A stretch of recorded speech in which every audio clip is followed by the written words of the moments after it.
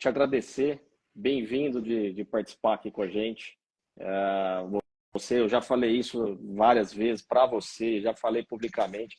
Você é um jornalista que eu admiro muito, que a gente tem opiniões muito parecidas, principalmente com pontos polêmicos. Poucos entram nessa questão, você é um deles, e quando você se posiciona, eu sempre concordo muito com as suas posições. Então, é um prazer ter você aqui.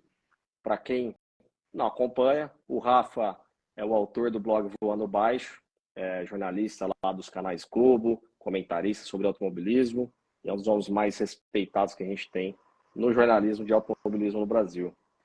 E aí, Rafa, gostou da corrida? Tudo bem, Rodolfo? Primeiro, deixa eu pedir desculpa aqui pro pessoal, que a gente entrou atrasado um pouquinho, né? Peguei um pouquinho de trânsito para chegar em casa, aí tem que tomar banho, sabe como é que é, né?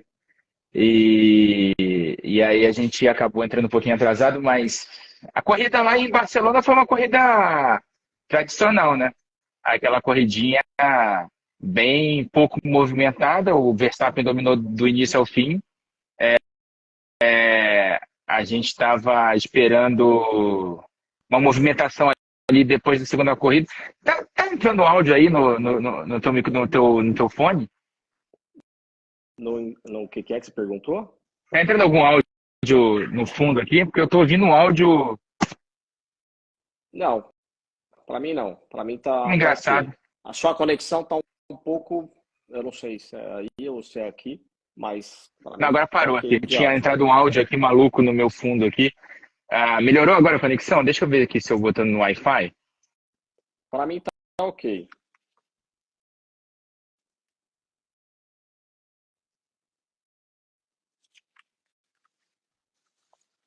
Brandão, um abraço. Melhorou. Vê se melhorou agora. Acho que tá legal agora. Então, Pronto, tirei até o aparelho, que eu tinha esquecido de tirar o aparelho.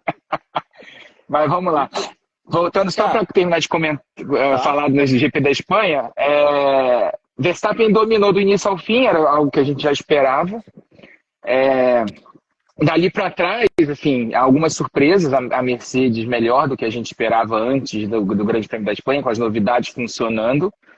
A Aston Martin andando um pouco para trás em relação ao que a gente tinha visto nas outras corridas do ano. A Ferrari na bagunça de sempre. A gente vai comentar um pouquinho mais aí, mas você vê que o Charles Leclerc pediu pneu médio, pneu macio, e eles botaram pneu duro, aquele Eu rádio comentei isso agora antes de você maravilhoso. entrar. Inacreditável. Mas assim, acho que em termos de disputa de título, a gente não vai ver muita coisa diferente de Red Bull nesse ano. Além da excelente fase e do Max Verstappen ser um excepcional piloto, tá numa fase brilhante, o Adrian Newey fez mais um daqueles carros de outro planeta que a gente tá brincando isso no podcast que a gente grava lá com o Luciano Burti, nos vídeos que a gente grava para o GE. É mais um daqueles carros É que ele mais tirou um. da cartola.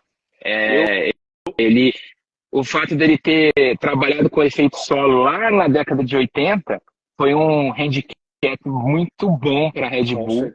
certeza. A partir do ano passado já evoluiu o RB18 e agora o RB19. Eu tenho para mim que a gente no final dessa temporada vai colocar, sem dúvida, o RB19 como um dos carros mais dominantes da história. E aí, assim, lógico, a gente também não é tirando o mérito do Verstappen de jeito nenhum. O Verstappen, o RB19 com o Verstappen funciona. Com o Pérez é um excelente carro, mas com o Verstappen é uma coisa de outro mundo. Ele vestiu aquele carro de uma forma, e é uma conjunção, né? Ali tudo funciona. O carro é excepcional, o piloto não erra, o piloto é excepcional e a estratégia também até agora não falhou.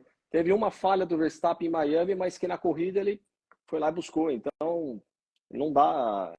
Eu faço uma brincadeira, eu fiz depois do GP de Miami, quando estava nessa discussão, eu fiz um ranking dos carros mais dominantes da história que se tem, como se a pontuação Uhum. fosse como a pontuação atual.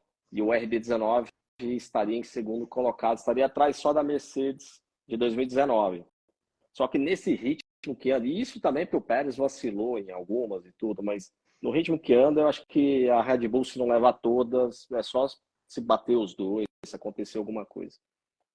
Eu acho que para alguém pegar, primeiro, para alguém pegar a Red Bull nesse ano, eu acho difícil. Acho que assim, talvez em alguma corrida com condições específicas de clima de repente, ou de bagunça, sabe? Aquela safety car que entra na hora errada.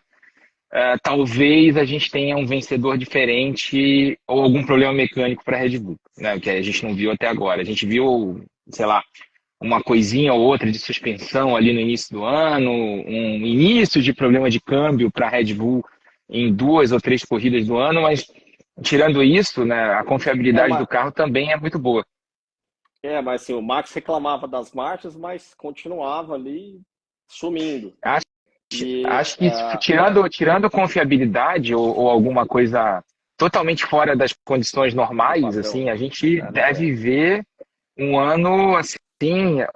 Acho que está muito próximo, e quem é mais antigo vai lembrar, daquela temporada de 88, né? Do Senna e do Prost, na McLaren MP4/4, em que eles ganharam 15 das 16 corridas e que só perderam o Grande Prêmio de Monza porque, primeiro, que o Enzo Ferrari estava olhando, né? Tinha acabado de morrer, Tinha estava falecido uma olhando para semana. aquela corrida, né? Estava olhando para aquela corrida ali com atenção. E aí o motor do Prost quebrou, e depois o Senna foi tentar passar o Jean-Louis Felecer entre as duas primeiras chicanes ali de Monza, que antigamente eram duas chicanes ali logo depois da reta, e acabou se afobando, bateu no Felecer e acabou fora da prova, e aí deu dobradinha. Berger em primeiro, Alboreto em segundo. Foi só nessa, foi algo totalmente fora da curva, porque se dependesse do carro, a McLaren ia ganhar mais uma corrida com o pé nas costas. O Senna tinha mais de 30 segundos de vantagem para o Berger naquela ocasião.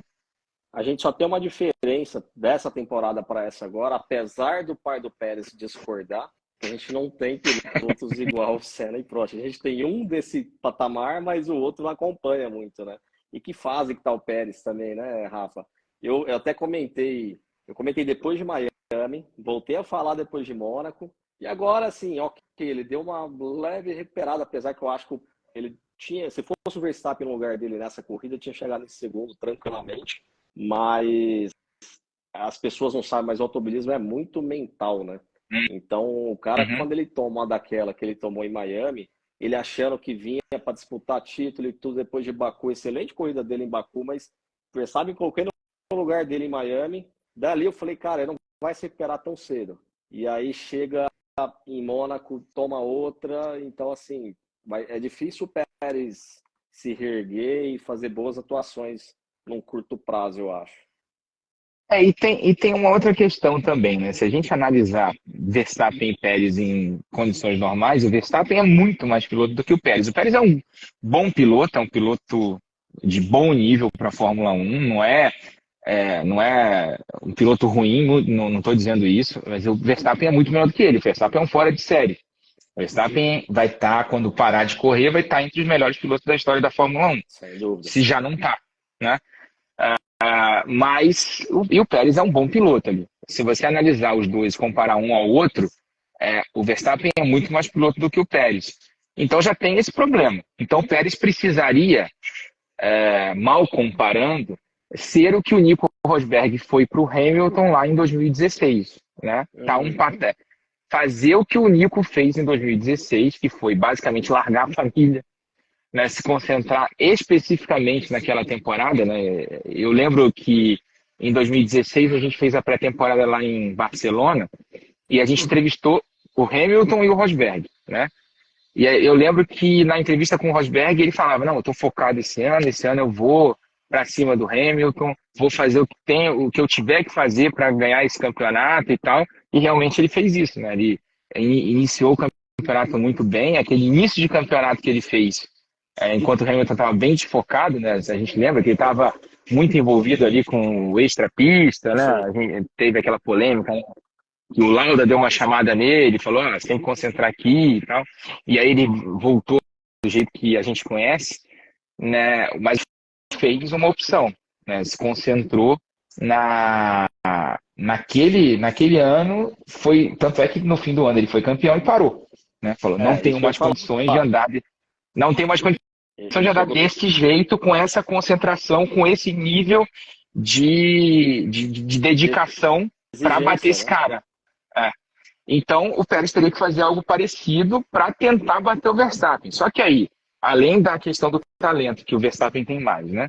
Ele teria que brigar contra a equipe, que a equipe é toda É, pró-Verstappen. O Verstappen nasceu lá dentro, né? a Mercedes admitiu até uma rixa dos dois pilotos ali. Ela foi porque ela tinha os dois ali quase que de igual para igual. O Rosberg estava antes do Hamilton, mas eu não vejo isso acontecer na Red Bull. Se o Pérez começar a ir para o lado psicológico, querer fazer uma guerra mental com o Verstappen, eu acho primeiro que ele perde.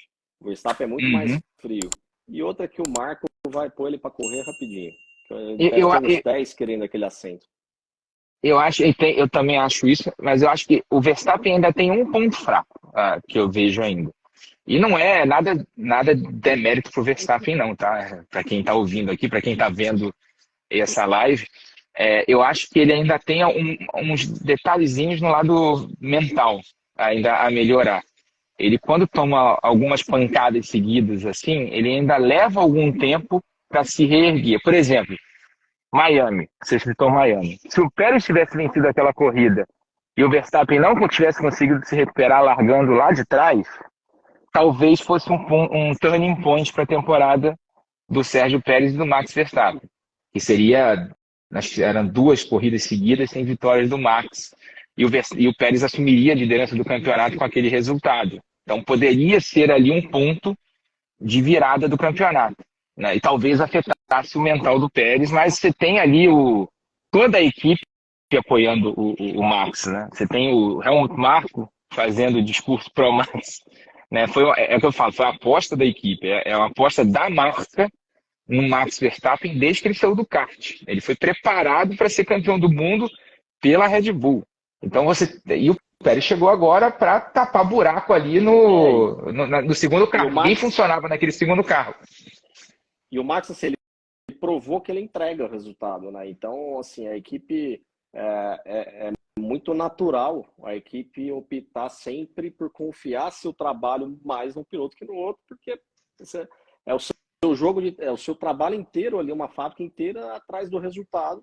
Se o cara entrega, lógico que a equipe vai confiar mais naquele. Não é questão de fazer um carro pior para o Pérez do que para o Verstappen, como se fosse uma sacanagem. Isso não existe.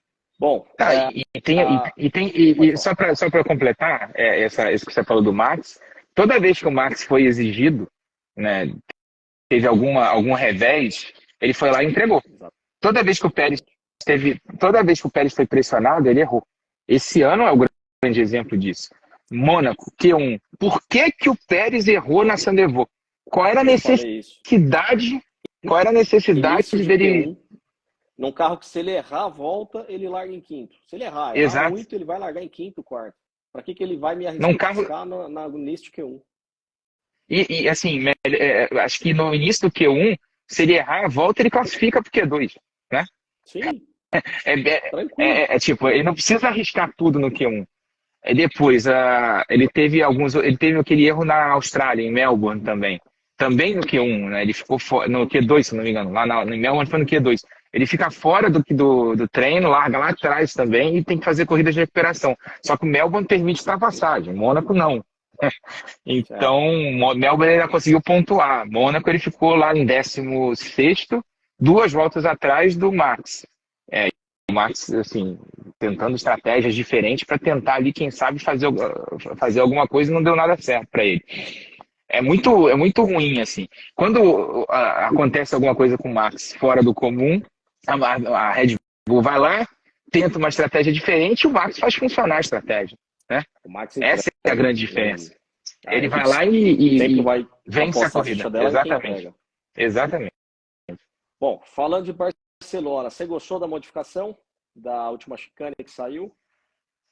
Eu gostei porque com esses carros, né, assim, acho que para esse ano a gente discute muito a questão do DRS, né? Se É uma mal acho que necessária, né? poderia, eu acho que ainda eu acho que a gente estava até discutindo isso com o Luciano Burti, sobre o DRS, e ele deu uma ideia que eu concordo. Acho que poderia ser, por exemplo, como é na Fórmula Indy ou na Stock, né, que você tem uma limitação de uso do DRS, sabe? Olha, estão me dizendo que eu sou fã. Eu vi aqui uma Eu mensagem tô dizendo que rindo eu sou disso. fã do Verstappen. Eu tô rindo também, porque alguém comentou na tua mensagem que eu sou fã do Hamilton. Aí eu falei, pô, É, legal. é Tá normal. equilibrado. Eu falei, tá bom. Então, limite de uso do DRS. Na Indy tem o push to pass, que você tem um tempo limitado para você usar durante a corrida e o piloto administra esse tempo de push to pass, né? Que eu acho uma boa medida. Na Stock você tem um número delimitado de pushes que você pode usar durante a prova, né? E aí você pode usar, você tem uma limitação, você pode usar, aí fica bloqueado durante um tempo e tal. Mas eu gosto dessa ideia porque eu acho que hoje o DRS é muito ruim para quem está na frente, né? Você não É tem uma oportunidade, ideia interessante para testar, né? Eu você não tem oportunidade de acho se que pode defender, funcionar né? também. Mas e assim fica muito fácil para passar, né? Porque aí, beleza, Barcelona. Eu gostei da mudança da última curva, acho que com esses carros funciona, né? Com o carro com efeito solo funciona, porque tem menos turbulência, e o carro que está atrás consegue seguir de mais de perto o carro que está na frente, e aí, aí, por consequência, o DRS funciona na reta dos boxes, que é uma reta grande. Ah, Eu fiz um, eu fiz um mas estudo eu aqui acho. sobre, é, só, só para entrar nesse assunto das ultrapassagens, a gente teve 65 ultrapassagens nesse grande prêmio, excluindo ultrapassagem na primeira volta. No passado a gente teve 48, então teve um aumento significativo. E das 65, 58 foi na curva 1. É, Então, praticamente efeito. 90% foi na curva 1. Eu acho que aquela chicane, né, quando a gente tinha o regulamento antigo, né, com os carros dependentes especificamente da aerodinâmica gerada pelas asas, da pressão aerodinâmica gerada pelas asas, foi uma ideia interessante, só que exageraram na lentidão daquela chicane, né? Era uma chicane que você parava demais o carro, e aí quando você saía da segunda perna da chicane, com a tração ali, você acabava abrindo muito do carro que estava atrás, e aí não tinha como seguir. Que aí tinha aquela última curva, né? Aquela curva de entrada da reta, e aí o carro que estava na frente acabava abrindo realmente vantagem. Desculpa. Agora, com esses carros de efeito solo, você ter essas duas curvas rápidas ali no último setor, realmente faz sentido, né? Porque a aerodinâmica é gerada pelo assoalho, né? O carro gruda no chão, então tem menos turbulência. Acontece isso que a gente viu na corrida de domingo. Você tem mais ultrapassagens. Agora, a questão do DRS é uma questão que a gente tem que discutir, porque tem a questão da artificialidade das ultrapassagens, né? A gente acaba tendo muita ultrapassagem, mas assim, a gente viu muita ultrapassagem fácil, né? No meio da reta já estava o carro passando o outro, Não, assim, é o que a não tem gente fala, é o disputa, né? mal necessário pro tipo de carro que a Fórmula 1 tem hoje. Infelizmente, não, se você tirar o DRS, não vai ter ultrapassagem praticamente nenhuma. Vai ter aqueles lances igual o Alonso lá em Baku, que passa num lugar que ninguém espera, mas sem DRS hoje, da forma como está, ainda não conseguiram achar a fórmula ali para o carro conseguir seguir de perto. E as pessoas não entendem, mas quando você faz uma curvinha em média para alta velocidade atrás de um carro, toda a pressão aerodinâmica que você deveria ter ali na frente, você perde ela.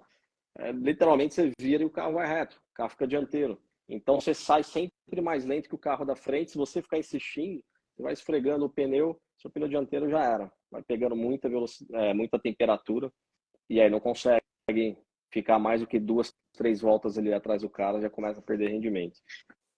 O Rodolfo, só o Mauro Felipe aqui está perguntando o que é DRS, é a asa móvel da Fórmula 1, tá? É aquele dispositivo que você tem para as ultrapassagens, né? O piloto pode abrir a asa, né? Aí elimina um pouco da pressão aerodinâmica que você tem na asa traseira, aumenta a velocidade final, né, do carro na reta, e aí você ganha velocidade em relação ao carro que não tem a asa móvel, né?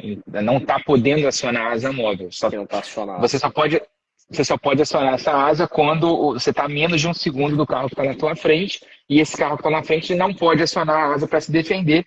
Então você cria ali uma chance, mesmo que artificial, que é o que a gente discute hoje na Fórmula 1, né, se é válido ou não é válido, para fazer a ultrapassagem, para ter mais ultrapassagens durante a corrida. Rafa, o que você está esperando da Mercedes? Tem uma evolução, né? Então, a Mercedes é aquela coisa, né? Foi uma evolução em Barcelona, sem dúvida alguma.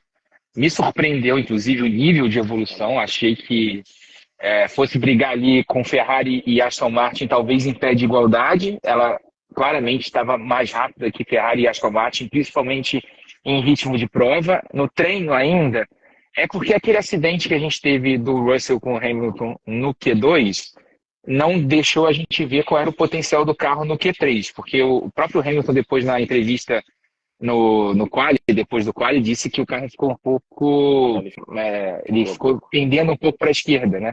E acabou perdendo um pouco de desempenho no Q3. Então a gente não sabe o quanto de potencial tinha aquele carro para uma última volta rápida. Era um carro que parecia ter potencial para largar na primeira fila do lado do Verstappen, claro, meio segundo atrás do Verstappen, mas do lado do Verstappen. Mas a gente não sabe. Na corrida, em ritmo de corrida, ele estava na última corrida antes de Barcelona em Mônaco e antes em Miami, a gente viu que era um carro que estava entre Aston Martin e Ferrari, né, em termos de ritmo de prova. Estava à frente da Ferrari, mas atrás da Aston Martin. Em Barcelona, a gente viu que ele está já à frente dos dois carros. A Ferrari do Sainz, o Sainz falou, não tinha ritmo para brigar com a Mercedes. Os dois passaram o Sainz, tanto o Hamilton quanto o Russell. Com muita facilidade, inclusive. Com bastante facilidade.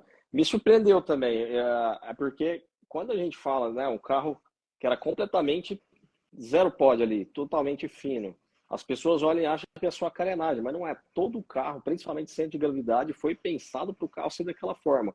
Você mudar isso no meio de uma temporada, você tem que reorganizar tudo ali e adaptar a sua engenharia para funcionar daquela nova forma. Então, eu achei que não ia funcionar.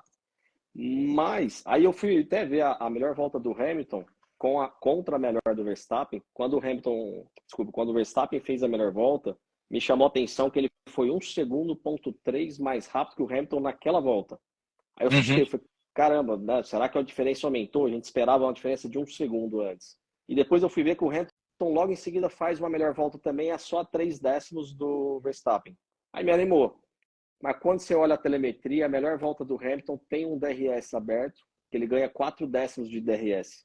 Então, sem o DRS, a melhor do Hamilton deveria estar mais ou menos 8 décimos para a melhor do Verstappen. Ele estava com o pneu praticamente na mesma quilometragem ali.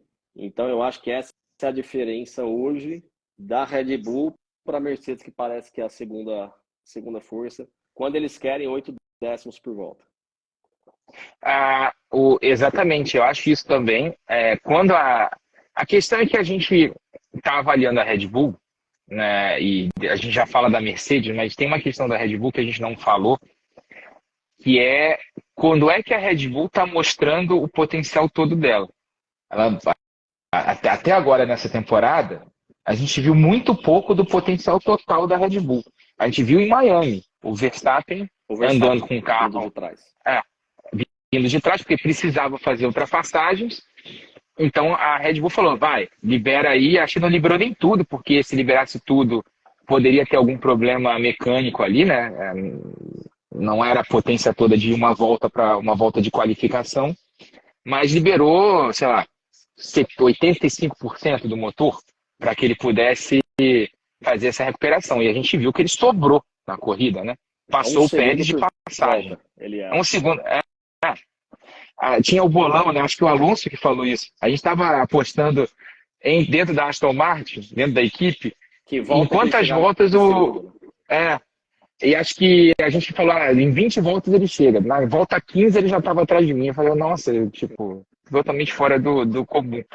Então, você vê que quando a Red Bull resolve colocar o potencial todo dela para funcionar, realmente é um carro totalmente fora do comum. Que eu acho que foi isso, né? Que o Verstappen colocou esse carro para andar, para fazer essa volta mais rápida. Deve ter colocado próximo do 100%.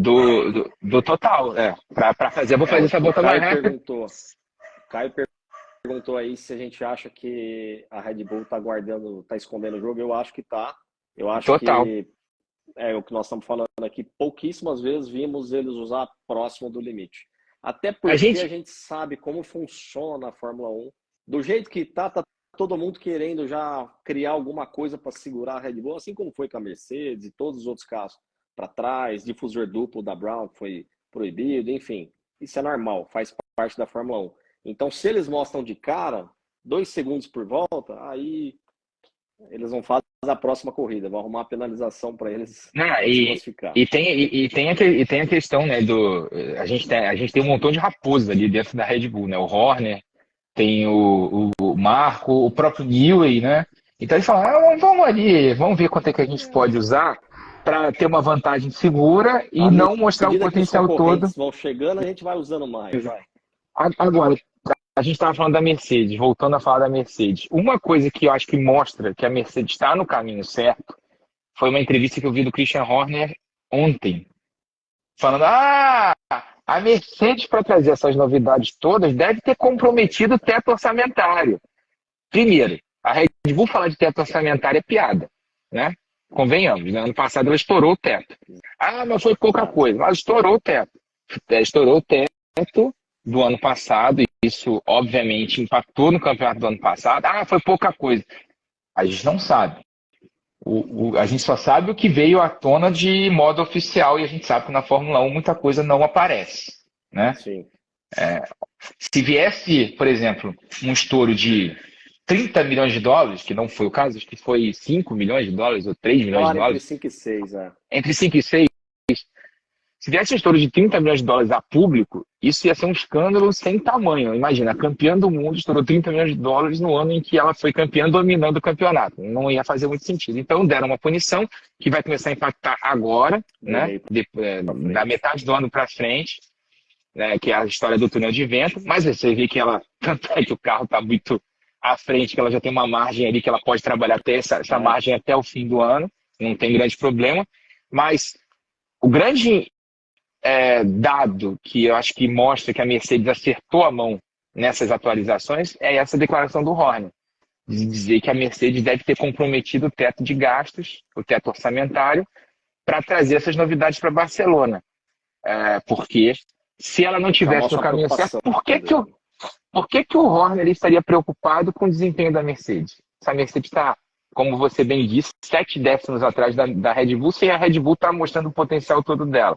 Eu acho, assim, a Mercedes se perdeu muito tempo com um carro com zero pods. Era um carro que apresentava desempenho no túnel de vento, apresentava desempenho no CFD, né, nas simulações de computador, mas na pista não respondia.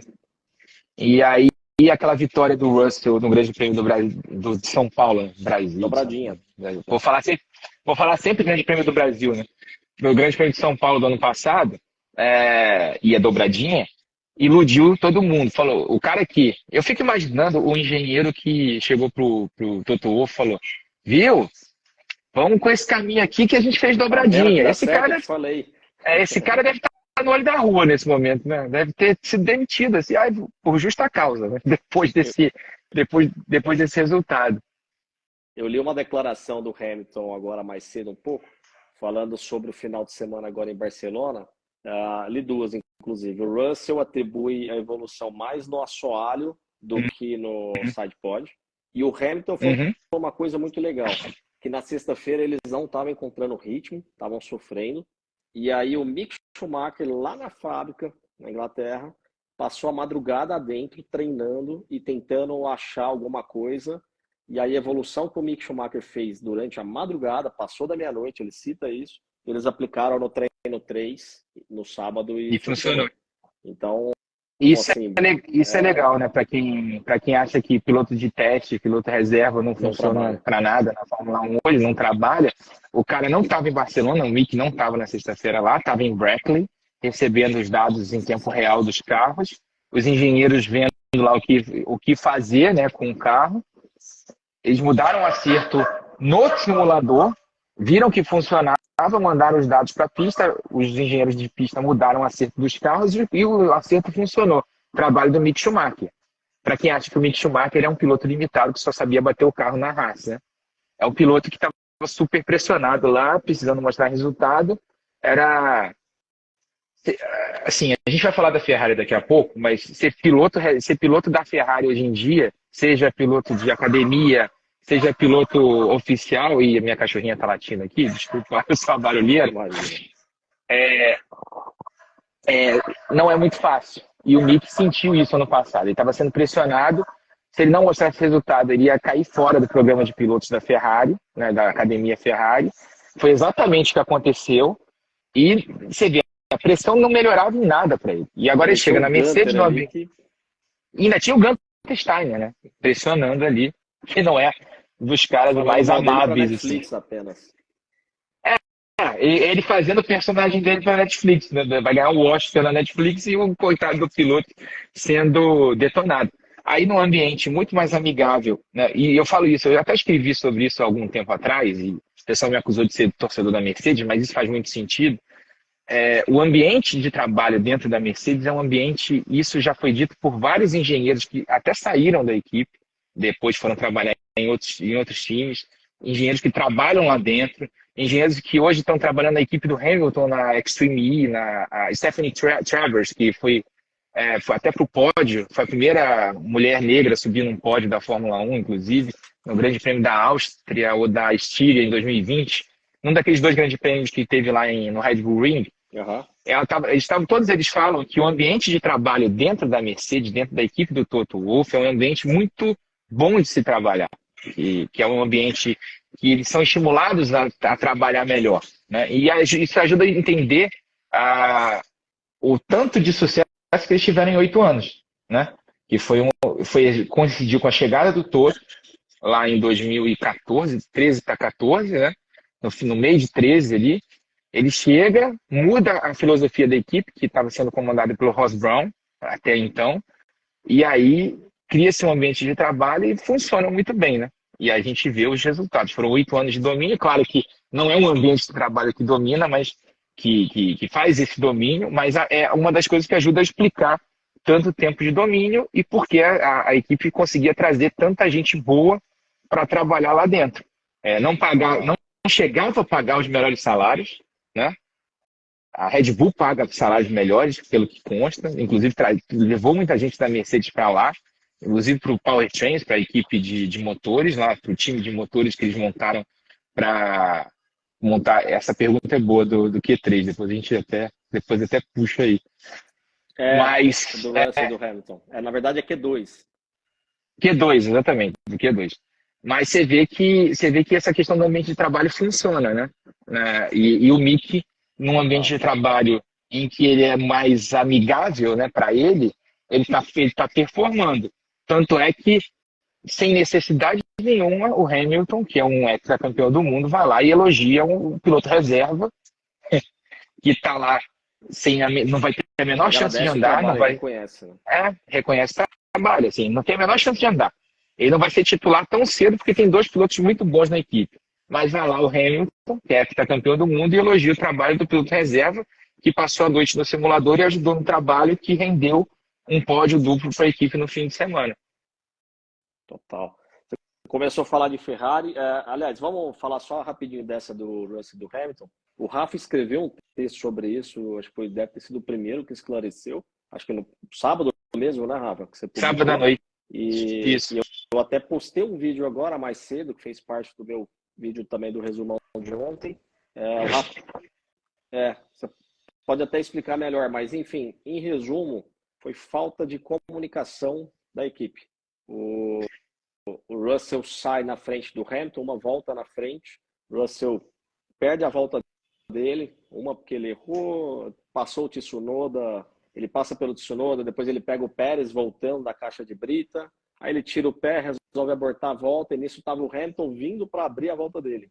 E aí nisso aparece o Carlos Sainz, o Russell entra atrás do Sainz para tentar pegar o... Inclusive ele entrou bem no meio entre o Hamilton e o Sainz, ele não sabia, o engenheiro... Eu até postei a passagem, o engenheiro não avisa para ele que o Hamilton está vindo, só fala que o Sainz está vindo.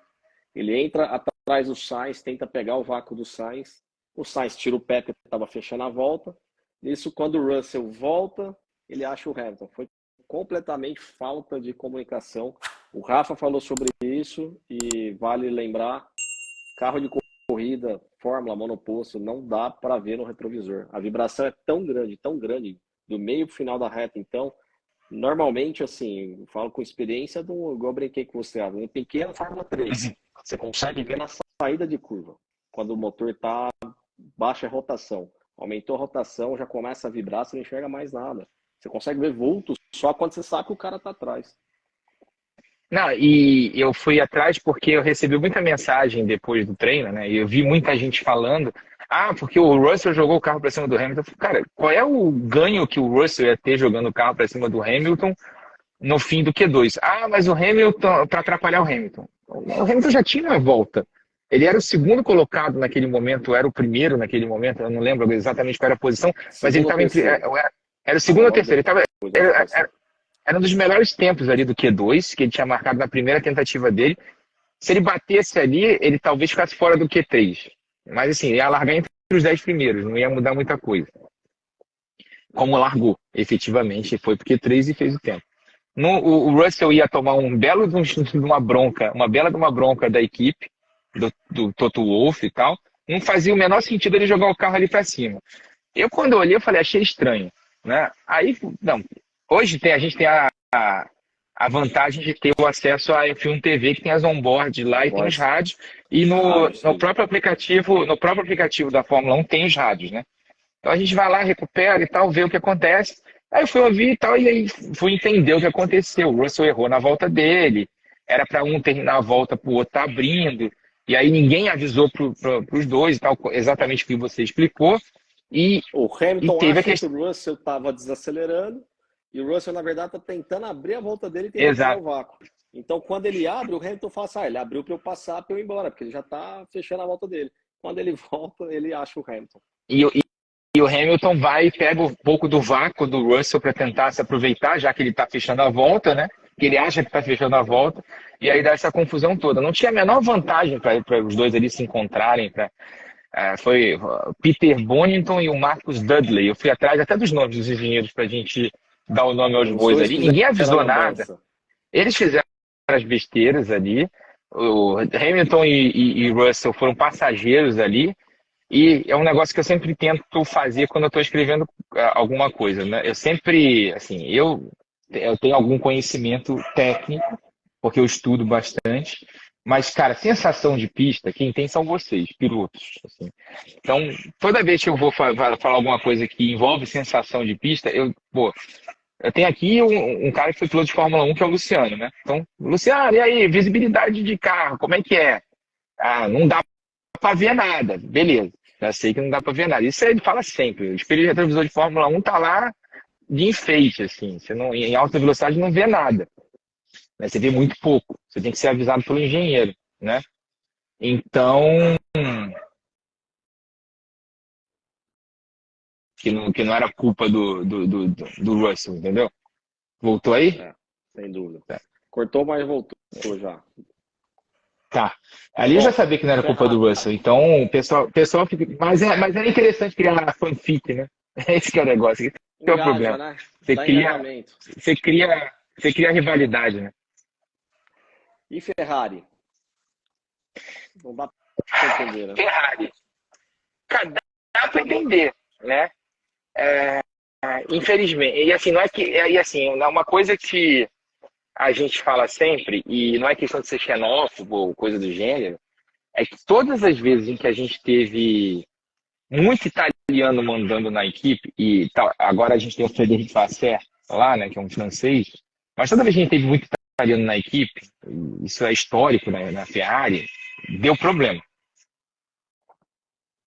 A melhor fase da Ferrari foi comandada pelo Jean Todt, Ross Brown e pelo Rory Byrne, que era um sul-africano. O Ross Brown era um inglês e o Rory Byrne era um sul-africano. E o Schumacher, que era um alemão, né? Um dos melhores pilotos da história da Fórmula 1. E claro, você tinha os italianos lá, mas eles não estavam em cargos de comando. Italiano na Ferrari é igual, tem muita paixão, é muito passional, sabe? Você se envolve muito ali. Por exemplo, Eu vou citar o exemplo do Mattia Binotto. Mattia Binotto, dito por todo mundo que trabalhou com ele, o Felipe Massa trabalhou com ele, o Luciano Burti trabalhou com ele, eu acho que o Rubinho chegou a trabalhar com ele era o chefe dos motores lá da Ferrari. Era um cara especialista em motor, super competente em motores. Aí colocaram ele para gerir uma equipe. Cara, não quer dizer, um cara que é especialista na parte técnica, ele não necessariamente vai ser um bom gestor. Isso a gente sabe. E assim, você não precisa ir para uma equipe de Fórmula 1, você fica numa empresa. Uma empresa normal. O cara que é especialista, deixa eu pegar aqui, vou pegar um exemplo aqui. Ele pode até Nossa, ser, mas não é uma regra, né? Não necessariamente, né? um cara que é um grande jornalista não vai saber, não necessariamente vai saber gerir uma equipe. Um cara que é um grande engenheiro não necessariamente vai saber gerir uma equipe de engenheiros. Você precisa ter outras habilidades para gerir equipes. Assim, e a gente está falando de outras coisas. Não está falando de corrida aqui, a gente está falando de relações humanas. Então, quando o Eles estão Binotto foi numa gerir a fase. Ferrari, quando o Eu ia Binotto falar, foi eles gerir a estão numa Ferrari, teve fase o que, assim, problema. quando não é a equipe que comete falha, o Leclerc também não entrega. E o Leclerc é né, a aposta da vez. O Sainz, excepcional piloto, mas não é o cara para levar a equipe a conquistar título e tudo. A aposta está toda no Leclerc. O Leclerc, na hora que mais precisa também, ele tem as falhas dele também, né? Então, eu tenho tô aqui, só tô vendo aqui as conexões aqui para ver se melhora. Agora a gente dá uma melhorada. Então, a gente tem. Isso foi 2020, né? No meio da pandemia, quando foi anunciado, antes de começar a temporada, inclusive de 20, foi anunciado Leclerc e Sainz, né? Na Ferrari. Eu sempre achei que foi um erro da Ferrari.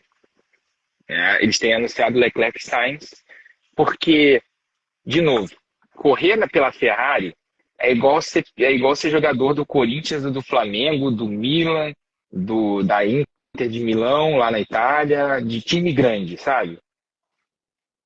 Você precisa ter estofo. Você precisa ter, sabe, ser do Real Madrid, do Barcelona, pegando aqui times de massa.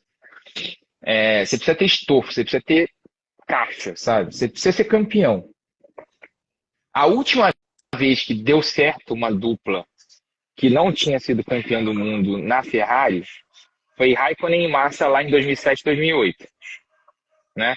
Em 2007 o Raikkonen foi campeão, em 2008 o Felipe quase foi campeão, e aí a gente vai entrar na discussão de Singapura, que não vem ao caso nesse momento. Mas, né, tem isso. Cara, essa dupla Sainz e Leclerc me lembra muito Berger e Alboreto. Alesi e Berger ali em 95. É uma dupla sem brilho. Assim, eu acho o Leclerc Falta alguma coisa, né? eu acho o Leclerc um excepcional piloto. Excepcional. Talentoso ao extremo. Mas Eu acho falta eles mais psicológico. rápidos do grid. Mas falta psicológico para ele. Assim. Ferrari tinha que botar um psicólogo em cima dele ali. Ele é um cara que erra e se lamenta demais. Assim. Você vê os rádios dele quando ele erra. É assim, ai, desculpa, gente, eu errei. O tom de voz vai lá embaixo. Sabe? Ele Ele precisa absorve muito, né? ter. Ele não é o. É, é. É diferente você ver um Verstappen, você ver um Hamilton, os caras, o modo como eles tratam essas fases ruins é muito diferente. Eu vejo, eu vi o Leclerc como Não, possível, até quando ele começou ano passado, se batendo, a gente não cansou de rever os vídeos da confusão deles na época do kart e tudo. Eu cheguei a enxergar o Leclerc, acho que vai vir para o nível do Verstappen, mas hoje eu não acredito mais. Eu não acho que ele é o cara que vai levar a Ferrari nesse nível, não. eu acho que ele ainda tem salvação se ele for preparado, se ele tivesse apoio. E assim, a gente falou muito no esporte agora, recentemente, por causa dos casos da Naomi Osaka, da Simone Biles, né, de lado de saúde mental no esporte. Então, Acho que Acho que não tem que ter vergonha, não, cara. Botar um psicólogo em cima dele, psicólogo esportivo, cara. Não é vergonha nenhuma de você procurar uma ajuda especializada. Tem que colocar, ele claramente se martiriza demais, assim, quando ele comete um erro, entendeu? Ele somatiza isso. Isso faz mal para ele e faz mal para a pilotagem dele. Todas as imagens do Leclerc, acho que do meio do ano passado até agora, é ele com cara de choro. Todas, todas. E assim, não é nem meme. A gente todo dia tem uma foto nova dele com cara de choro. É impressionante. Exato. E aí a gente parte pro lado do Sainz, né? Carlos Sainz, que é o segundo piloto da equipe. Deveria ser o segundo piloto da equipe. Né? Que hoje está carregando a Ferrari nas costas no Mundial de Construtores, porque é o maior pontuador da equipe nesse ano sem fazer nenhum pódio, né? É um cara que tem uma excepcional leitura de corrida, é um cara que sabe mudar a corrida, mas não tem aquele brilho de campeão, sabe? Não é aquele cara que vai, na hora que você precisa dele, assim, tipo, ele não tem aquele brilho do Hamilton, do Verstappen, que a gente começa a ver no Russell, né, que a gente tem no Alonso, sabe? Você não tem aquele brilho ali, você não tem aquele, você não, tipo, precisa do Sainz para ser campeão do mundo. Não vai ser esse cara que vai te entregar o título mundial. Ele vai te entregar ponto no campeonato. Vai ser uma dupla forte para alguém, né? Ele vai ser, se ele tivesse do lado do Verstappen, seria uma grande dupla. Se ele tivesse do lado do Hamilton, seria uma grande dupla. Do lado do Russell, seria uma grande dupla. Seria um cara para complementar ali a equipe. Ele estaria performando melhor que o Pérez, por exemplo, lá na Red Bull. Eu acho. Também acho. Eu acho que é um dos poucos que performaria melhor que o Pérez. Assim, as pessoas às vezes estão criticando o Pérez, mas é difícil você colocar um cara no lugar dele para entregar o que ele está entregando. Por mais que a gente ache que não é muita coisa, mas todos que passaram do lado do Verstappen fracassaram. Gasly, Albon, excelentes pilotos. Olha o que o Albon está fazendo com o Sarr, tudo bem, Sarr, né, não é lá essas coisas, mas olha, o Albon está massacrando ele. O Albon é um excelente piloto. Gasly é um excelente piloto, mas a referência é muito ruim, né? A comparação ali não é fácil. O carro é difícil, né? Que é um carro muito específico de se pilotar, né? É o carro do Newey. Todo mundo fala isso. O Senna mesmo teve dificuldade, né? Com aquele carro de 94, que era um carro ruim, mas era um carro complicado de se pilotar.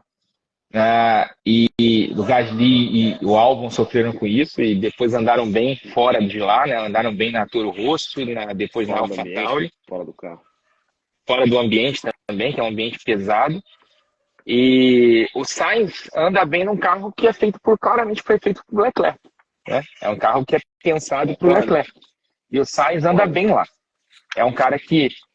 Eu gosto muito de ouvir os rádios do Sainz na corrida. Assim. É um cara que pensa estratégia. Assim. Tanto é que a gente acostumou a ver, até virou piada, né? Até virou meme. Hoje é meme, tudo é meme, mas o plano Z, plano C, o Sainz discutindo com engenheiros planos de estratégia. Não. E ele geralmente estava certo e o engenheiro estava errado. Foi bizarra a troca de rádio do Leclerc no final da corrida agora. O Leclerc, o engenheiro chama ele para a box e fala, tá, você vai colocar médios, né? Não, duro. Não, eu quero médio. Tá bom, médio. A hora que ele tá entrando no box, não sei nem se era médio ou se era soft. Quando ele tá entrando no box... Era macio. Aí a equipe avisa ele que vai ser duro. E eu fui ver, eu falei, só se eles têm algum problema. Na hora eu não percebi qual que era o tamanho da janela. Faltavam 23 voltas para acabar a corrida. Exatamente o que o Hamilton fez no soft no final, 23 voltas. Então, assim, dava para ter colocado no mínimo um médio. Por que eles foram pro duro, não dá para entender. Não, ainda tem um negócio, né? No final, o Leclerc pergunta, né, ele pede macio, né, o engenheiro fala, vamos de duro. Aí ele pede macio. Aí o engenheiro fala, tá, beleza, então box. Aí o Leclerc falou, passa um tempinho, Leclerc, é box mesmo? Tem certeza? Dá tempo? Não, box. Aí quando ele tá no pit lane já, entrando na entradinha do box, a gente vai botar duro, tá? E aí ele fica em silêncio por 5 voltas depois. De tão revoltado que ele deve ter ficado com a opção da equipe. Assim, Uma pergunta. Qual a sua opinião? então, Ah, é, assim, se falou boato, rádio box, troca, é. possível troca Hamilton e Leclerc. O Hamilton hoje mesmo já falou que não tem nada a ver, que nunca pensou, achou divertida a conversa, mas que a intenção é seguir na Mercedes. Eu acho até que depois dessa evolução da Mercedes, eu acredito que ele vai ficar mesmo e deve aposentar por ali. Leclerc, você acha que ele sai da Ferrari? Se ele sair, para onde, qual seria provavelmente aonde ele poderia sentar? E quem do grid que poderia substituir o Leclerc? Então, eu acho que Hamilton e Leclerc foi aquela famosa especulação que a Ferrari criou, a própria Ferrari jogou no ventilador ali. Eu não acho que, não acho, nunca achei plausível. Acho que o Hamilton, até pelas declarações dele, sempre achei que ele fosse se aposentar na Mercedes. E até estava vendo o Toto Wolff deu uma entrevista para aquele programa pós-corrida da F1 TV. A repórter, a Laura Winter, perguntou para ele: vem cá, e a renovação com o Hamilton? Só precisa de 30 minutos sentado para tomar um café que a gente assina a renovação. E aí o Eles estão bem Hamilton confiantes, depois os dois. E aí o Hamilton falou: não, essa semana a gente mata a renovação. Fica tranquilo. Eles estão, assim, o Hamilton não vai encontrar na Fórmula 1, e aí você tem.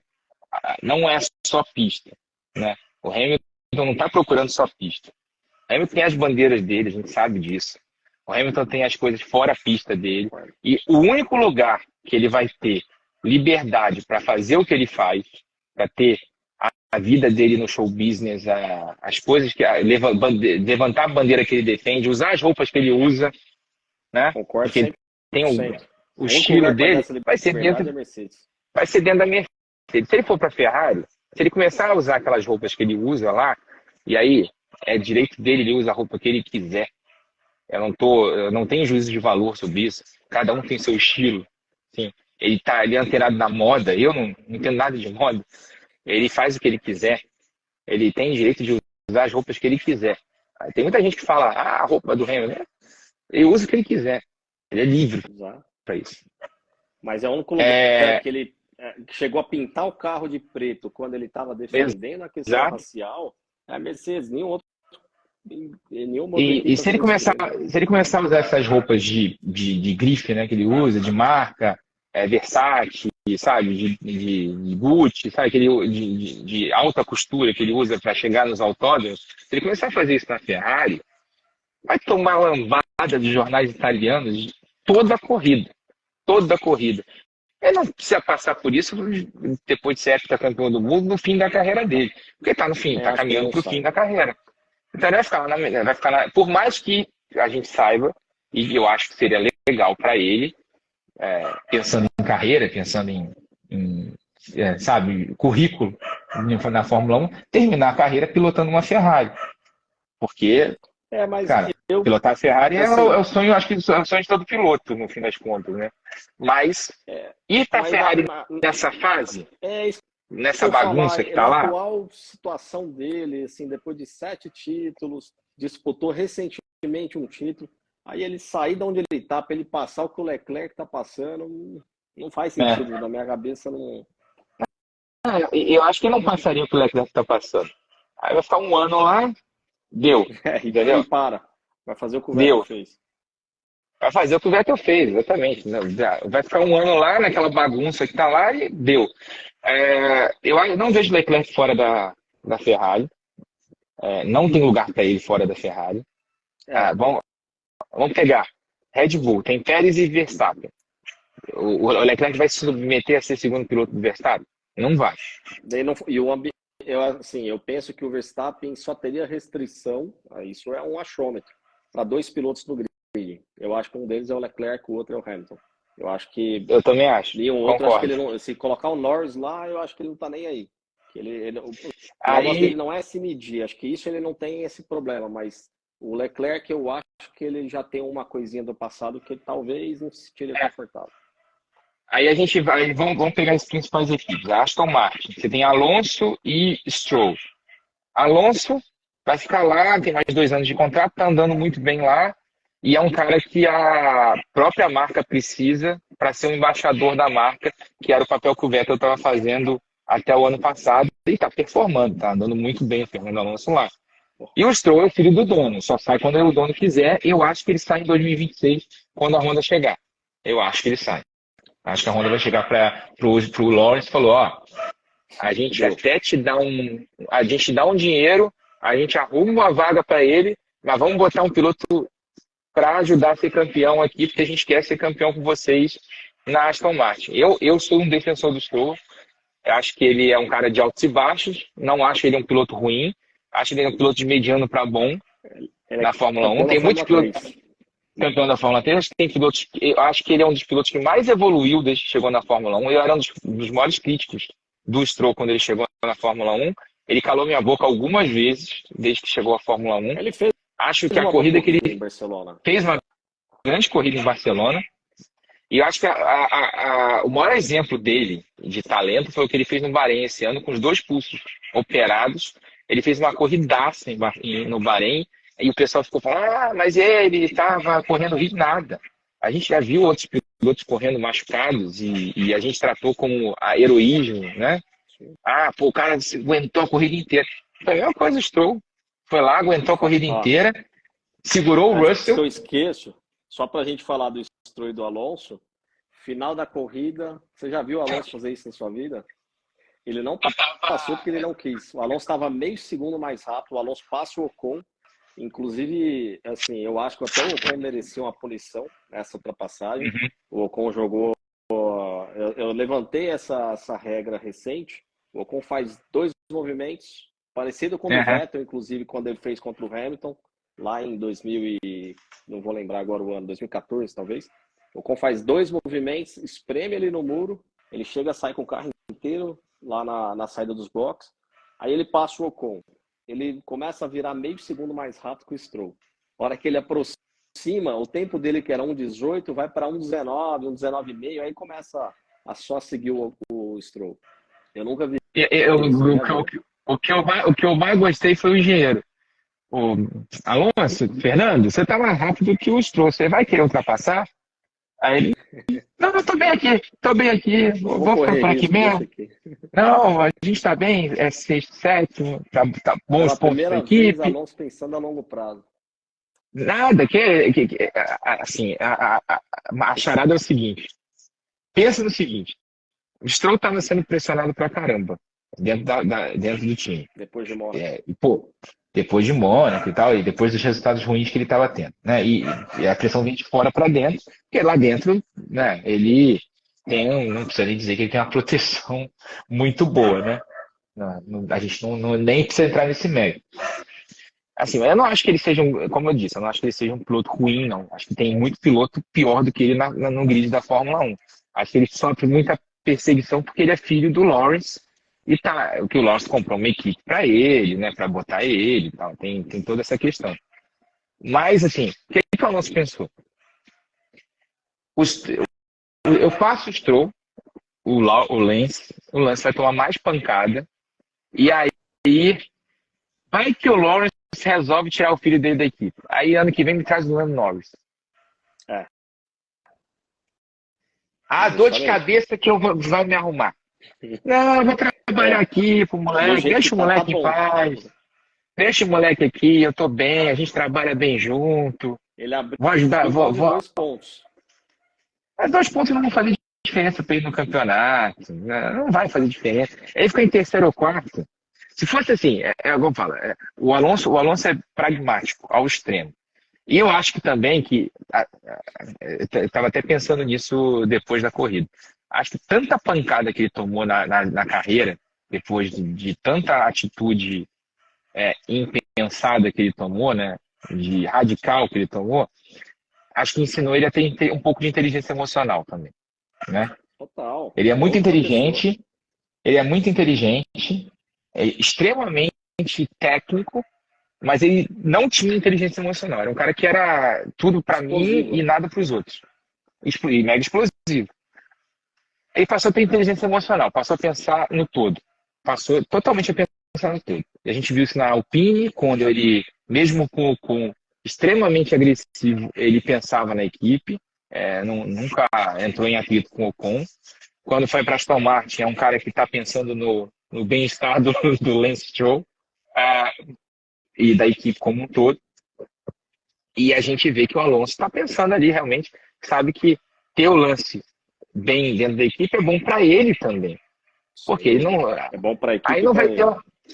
E não vai ter aquela tentação dele trazer um novato ousado ali. Eu tô pensando, cara, eu acho que o grande nome do mercado hoje em dia, É Norris. tá sem paciência no lugar onde ele tá, seria o Leclerc, né? E o Lando Norris. Acho que o Lando Norris numa posição um pouco mais suscetível a mudar de equipe, né? O salário do Charles deve ser bem maior do que a do Lando da McLaren. É muito mais fácil você tirar o Lando da McLaren do que tirar o Leclerc da Ferrari, né? Então, Sem dúvida. imagina o Alonso com 41 anos de idade, está 40 agora, né? Vai fazer 41.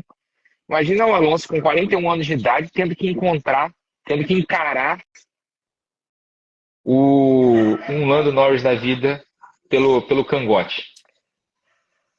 O Lando acho que Alguém? pode ser um cara que, assim, eu sou fã do Alonso, nunca escondi isso, assim. Fã quando a gente fala é admirador, assim como eu sou do Hamilton, Verstappen. Para mim o Alonso eu coloco ele no meu top 5, assim, que eu já vi. E para mim um cara que pode, de repente, acelerar a aposentadoria dele, poderia ser o Lando. O O Bruno está Leclerc falando ainda acho que 42 ainda anos, pouco, mas o Lando, 42 anos. eu acho que o Lando poderia acelerar essa aposentadoria dele, sem dúvida. Você não acredita que o Tsunoda deve ir para andar com a Honda, não? Não deve ter uma pressãozinha Eu, ali? a- eu acho que a Honda vai ter uma segunda equipe. Vai ter uma segunda equipe com fornecedora de motores, até porque a gente está vendo como é útil ter uma segunda equipe, né, até para ter informação. Né? A Renault está sofrendo com a Sotel Alpine esse ano. Eu acho que aí nessa segunda equipe, de repente, vai o Lance e Que aí sabe. mete o Tsunoda junto. Eu acho que o Tsunoda, assim, e ainda tem o seguinte, o Tsunoda é. Dois pilotos eu acho que a gente tem. São muito injustiçados hoje na Fórmula 1. O Lance Stroll acho que já passou dessa fase. Acho que tem muita gente que reconhece o talento dele. Mas dois pilotos hoje são muito injustiçados na Fórmula 1. Um deles é o Yuki Tsunoda, por causa do jeito que ele fala no rádio, principalmente, né? Acaba sendo muito folclórico o jeito que ele fala no rádio, mas a gente vê muito piloto xingando pelo rádio que não sofre o mesmo hate que o Tsunoda sofre. O Tsunoda xinga no rádio como o Verstappen O xinga. Tsunoda passa o ar de imaturo, né? Chegou agora, novinho. Mas é um dos pilotos mais regulares do ano. Se você pegar os Sim. resultados E assim, dele, ele está sempre ali, muito próximo o que da zona de pontuação quando não está pontuando. um cara que chega a ser uma decepção, que eu até falei super bem dele antes da temporada, é o De Vries. Fez uma boa corrida Exatamente. agora em Barcelona, mas assim, a boa corrida dele está sempre apagada pelo Tsunoda. O Tsunoda na frente do De Vries dessa forma está me surpreendendo muito. Não é nem pela É, achar que o De Vries está indo, o De Vries não está indo bem, ponto. Mas o Tsunoda está indo muito acima do muito que bem. era esperado dele. O Tsunoda, então, o outro piloto, então, são dois pilotos que eu comentei corridas na Fórmula 2. Né? Um é o Tsunoda, eu já esperava ele andar bem na Fórmula 1, só não achei que eu não achei que ele fosse ter essa característica de regularidade. Ele tem um carro ruim na mão, a AlphaTauri é um dos piores carros do ano, talvez o pior, junto com a Williams, mas ele está andando muito bem, é um piloto regular, que tem tido a cabeça no lugar, tem que conseguir, quando dá ali para conseguir um 10º lugar, ele vai lá e consegue o 10º, bate na trave às vezes, mas não por culpa dele, muito por culpa do carro ou por culpa da equipe, mas é um piloto que está andando muito bem. E o Nick DeVries, para mim, é a decepção do ano. Até agora, é a decepção do ano. O outro piloto é o Zhou Guanyu. O Zhou Guanyu, para Bom mim, piloto. pelo que eu vi na Fórmula 2, eu já esperava que ele fosse andar bem na Fórmula 1. É um piloto rápido, é um piloto que é agressivo e que eu não esperava que ele fosse botar tempo no Bottas. Ele tá botando. O Bottas sempre teve a característica de ser muito rápido, né? Ele não era Exato. tão forte quanto o Hamilton em corrida, mas ele era muito rápido, chegou a largar na frente do Hamilton várias vezes. E realmente ele surpreende, andando na frente do Bottas também eu não esperava. E eles estão andando muito bem. Eles estão andando muito bem. São dois pilotos que não me surpreenderam, eu já esperava que eles fossem andar bem. O Zhou já está andando bem desde a primeira temporada. O Tsunoda veio numa curva clara de evolução, começou mal, mas deram um tempo para ele e ele foi crescendo. O fato dele ter o apoio da Honda ajuda, né? E deram um tempo para ele. Talvez se ele não tivesse o apoio da Honda, o Marco já tivesse chutado ele. Mas como ele tinha o apoio da Honda, isso ajudou. E é bom, né, que ele tem essa curva de evolução e a gente vê que hoje ele é um piloto muito mais consistente do que ele era antes.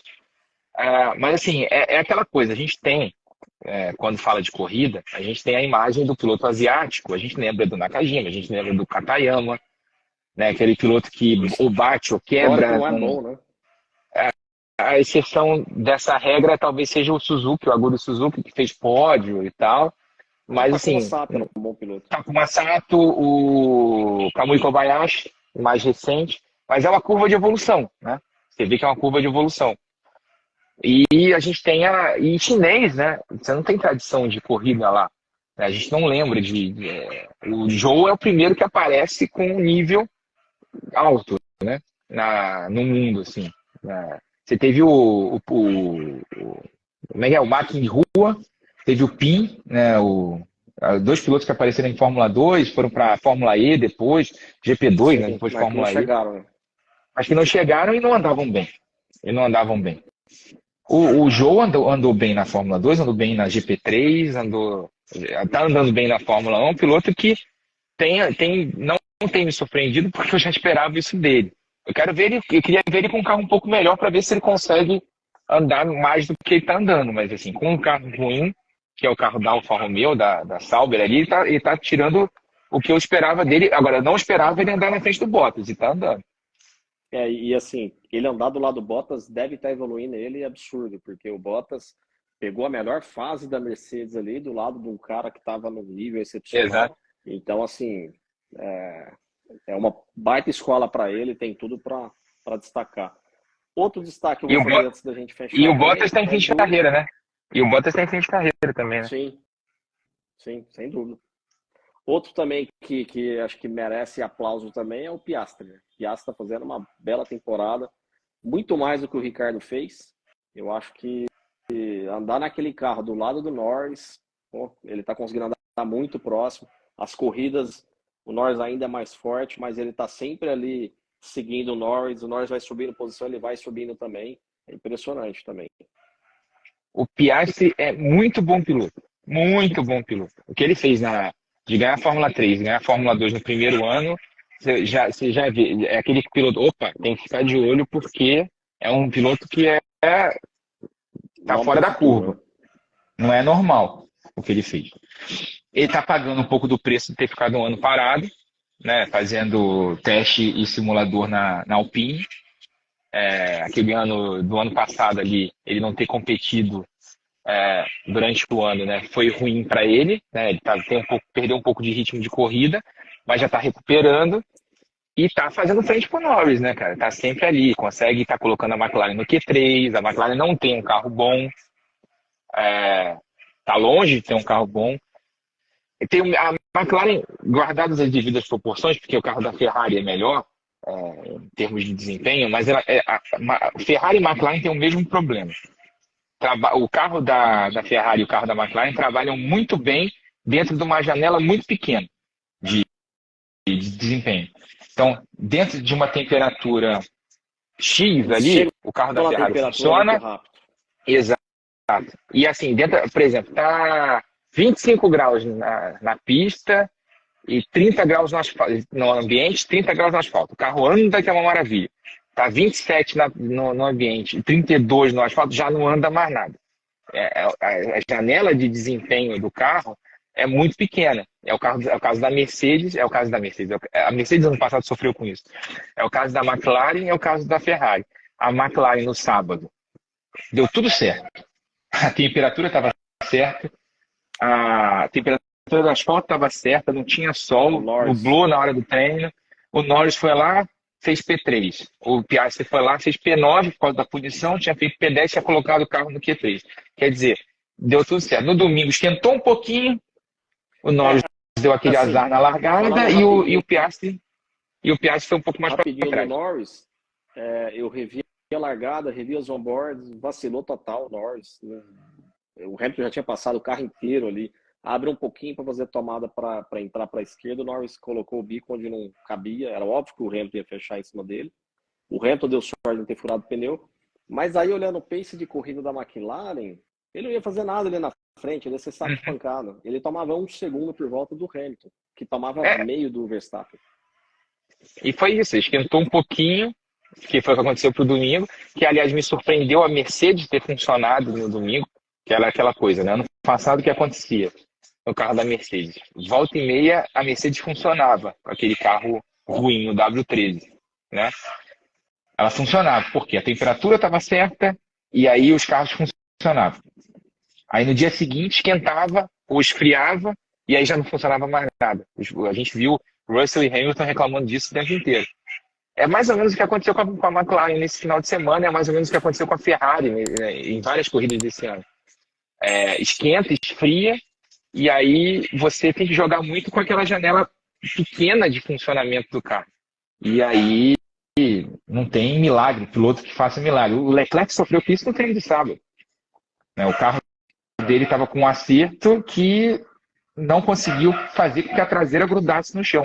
Eles mandaram a traseira para Maranello para estudar o que aconteceu com a traseira do carro. Ele ficou afirmando que tinha alguma coisa errada, se não me engano, acho que ele falava curva para a esquerda era problema.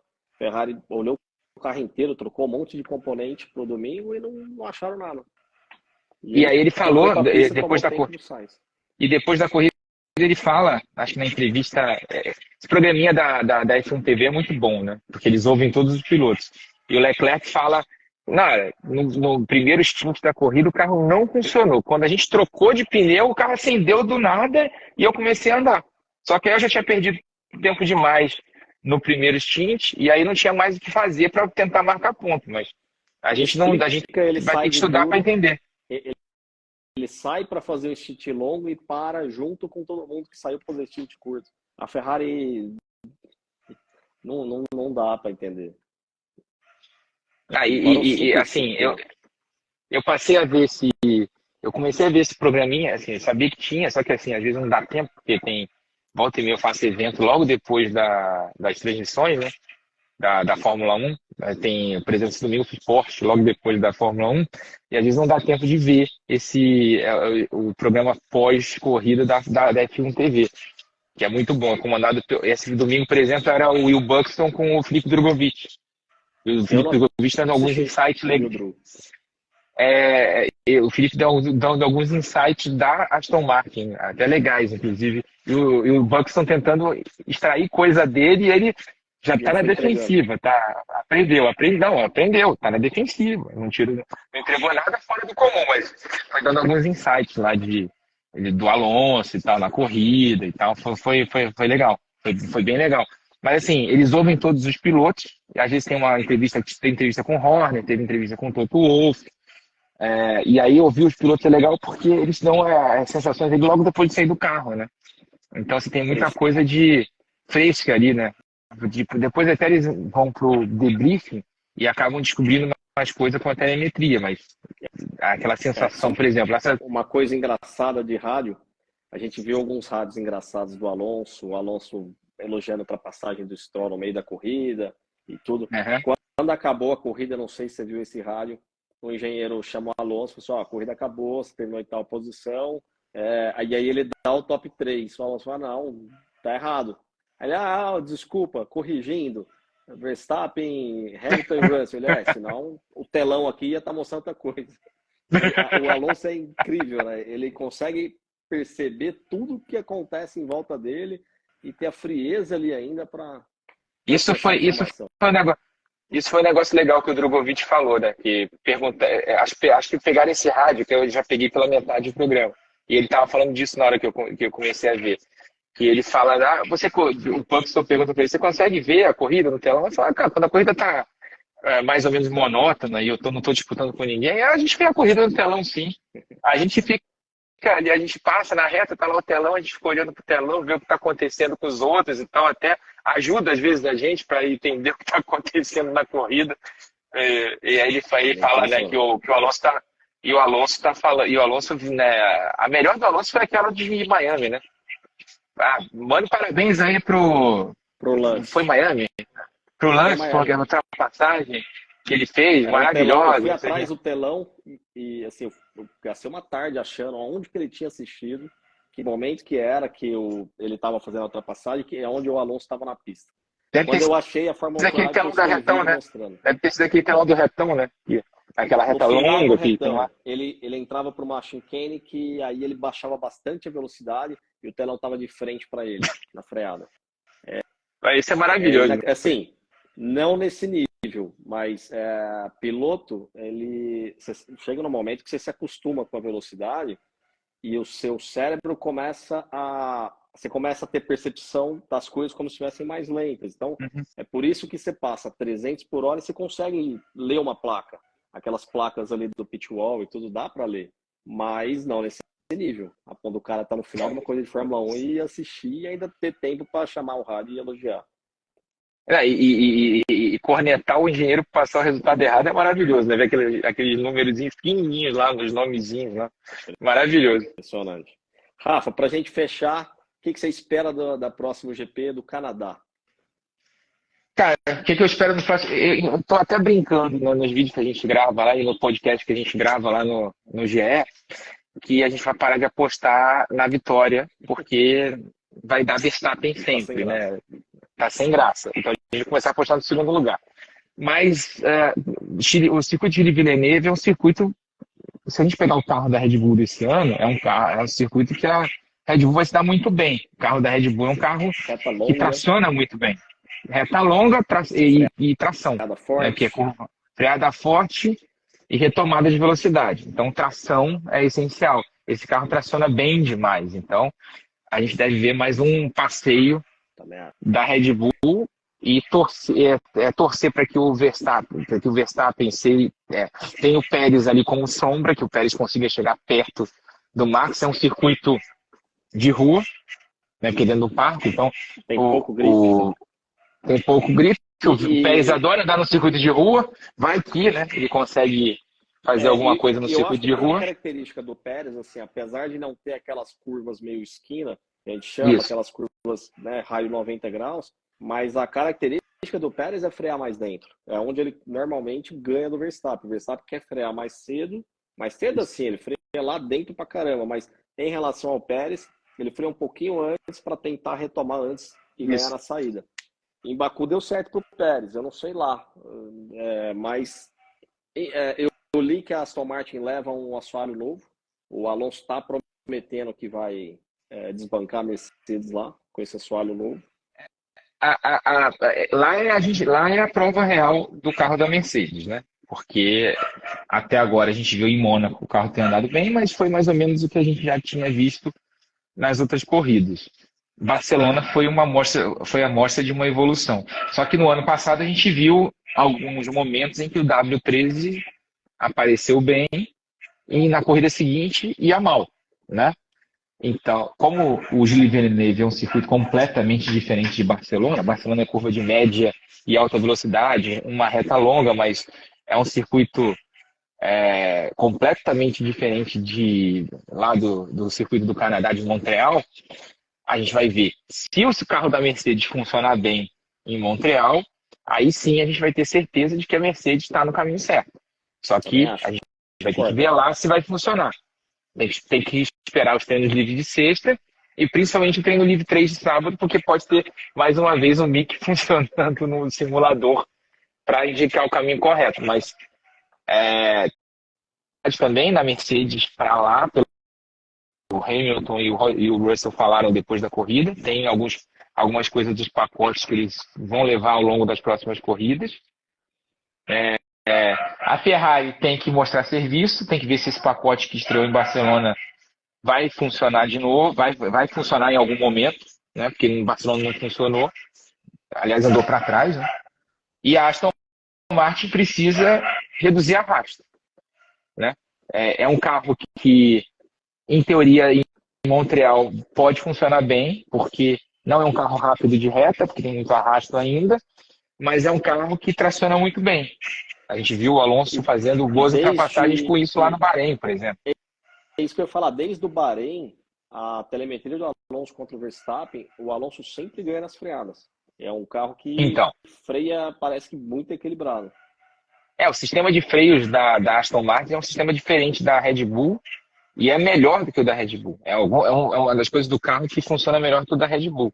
Então, de repente, isso pode ser um ponto lá interessante. Mas eu não acho que seja a ponto de enfrentar a Red Bull ainda. Eles precisam melhorar alguns Seria mais pontos. para brigar com a Mercedes ali. Seria mais para ser a segunda força de novo do campeonato. Também acho. Mas a gente tem que ver. Acho que a grande incógnita para esse fim de semana, do próximo fim de semana, né, de corrida, é saber o que a Mercedes pode fazer. Porque se a Mercedes andar bem de novo, está no caminho certo, e aí, para esse ano, assim, para esse ano não dá mais, né? Para esse ano a gente sabe que a Red Bull vai dominar até o fim, talvez no fim do ano, com alguém chegando ali para Encosta. disputar a corrida. Mais ou menos a Mas é gente um viu em trabalho. 2021. A Red Exato. Só que é um Bull foi trabalho. encostando quando virou. Exato. E é um trabalho para 2024, né? O Exato. que a Mercedes está fazendo é um trabalho para 2024. Está usando esse meio e fim de temporada, né? A gente está no início ainda da temporada, tem que lembrar disso. A gente está com sete corridas ainda, né? 7 corridas. Mas De faltam 15. 22. Faltam 15.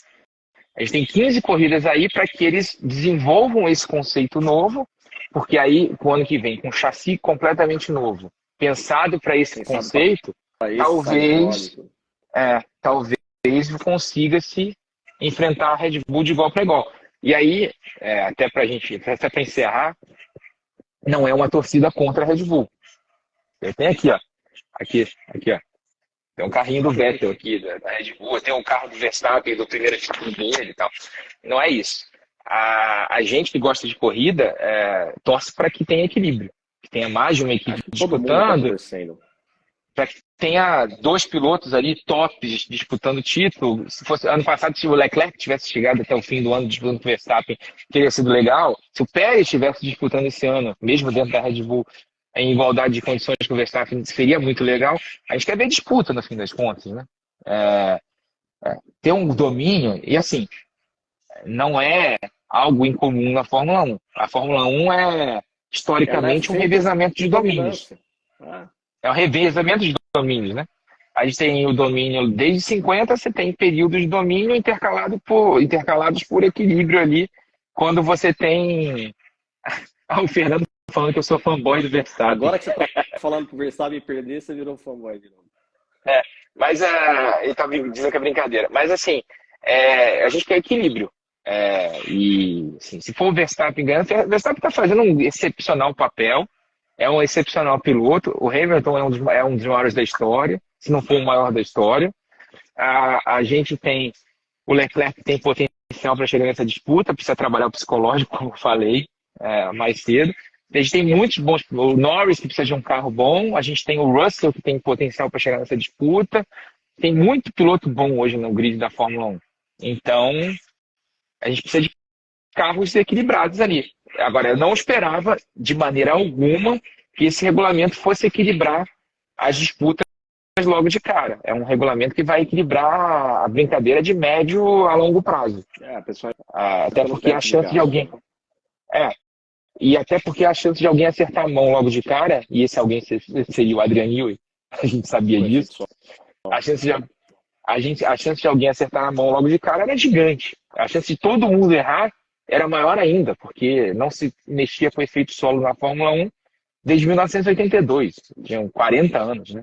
E o Newey tinha mexido, então a chance dele acertar era maior. E foi exatamente o que aconteceu. Eu, assim, para encerrar também, o que eu falo, eu venho repetindo, para mim eu acho que é um privilégio para todos nós que gostam de Fórmula 1. Lógico, a gente quer ver disputa, mas eu não enxergo a Fórmula 1 como a corrida ficando chata se só o Verstappen está vencendo. Assim como eu não achava chato só o Hamilton vencendo, Schumacher. É a história sendo escrita. Verstappen, daqui a uns anos, a gente vai estar falando sobre como ele foi dominante com esse carro, como Uhum. casou, como era dominante esse conjunto. E eu acho que é um privilégio também ver a qualidade de trabalho tanto do piloto quanto do Adrian Newey e equipe. E eu, para mim, tenho que a gente tem hoje um dos melhores grids da história da Fórmula 1. Se a gente pegar quantidade, não, aqui eu não estou falando que alguém é melhor que Senna, que é melhor que Prost, não, mas se você pegar a quantidade de pilotos com talento fora de série, a gente já falou de Norris, Leclerc, Russell, Hamilton, Alonso, Verstappen. Assim, eu não lembro de outra fase da Fórmula 1 que você escolhia 8 pilotos assim tão geniais. É, Eu acho que é um e até os medianos, né? Até os medianos são melhores do exato. que os que eram antigamente. Assim, a gente fala, a gente critica muito piloto pagante, né? A gente fala muito de piloto pagante, mas assim, o nível hoje dos pagantes é melhor do que o nível dos pagantes de antigamente. Isso foi, Sem dúvida. essa história de pontuação de carteira, né, que a gente critica, pô, tem pontuação de carteira agora, tá difícil de chegar na Fórmula 1, mas isso ajuda a elevar o nível da categoria, né? Quando você, E os programas cada vez de mais você faz o desenvolvimento funil, né? também. Isso também, exato. Hoje você tem todos os pilotos que a gente citou vieram de programas de equipes. Então, assim, hoje, na minha época já não era tão assim, estava começando ainda. Piloto hoje com talento, se ele conseguir se mostrar, ele chega, porque você tem todas as equipes fazendo um programa de desenvolvimento.